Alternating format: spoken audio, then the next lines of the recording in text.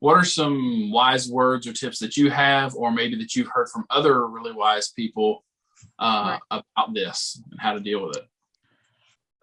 I think I would say, one, don't push too hard. You may not even realize you're pushing. Share your excitement, but then settle down. Does that make sense? Yeah,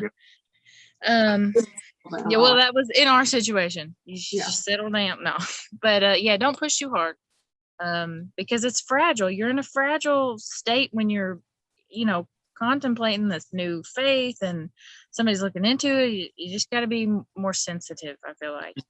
And it's not all or nothing. It doesn't have to be right now or never. Right. It could be way later.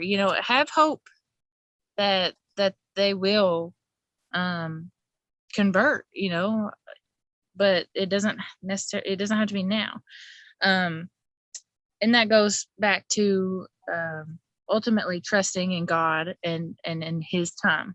If I could rewind time and go back to when I was first looking into Catholicism and I was so excited, I was pushing too hard, I wish I had this woman's outlook on my current situation, what I was going through. But I'm gonna read a part of her comment, and this is Becca McCracken. She told me I could give her a little shout out there, not just giving out info, permission. Okay. She says, let's see here. Oh, her husband was raised Catholic, but is currently atheist. And she says, I tell my raised Catholic but currently atheist husband all the time that I love him just as he is, and I know his journey with God is between him and God. But I still talk about my faith as if it's the most normal thing ever, because it is for me. She goes on to say, I am 100% sure my husband is going to be an amazing revert, but in his time, capital H. So in God's time, not her husband's time, not her time, in God's time. Yeah. So she knows in her heart, it's going to happen. It's just, it might not happen now. It might not happen for a long time, but she has hope.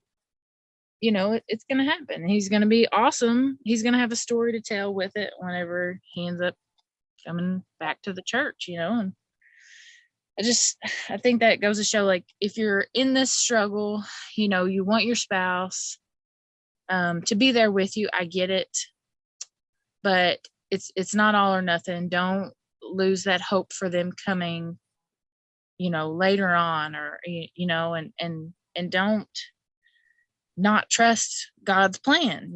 There's a reason that it's playing out the way it is. So have a little more faith, I guess.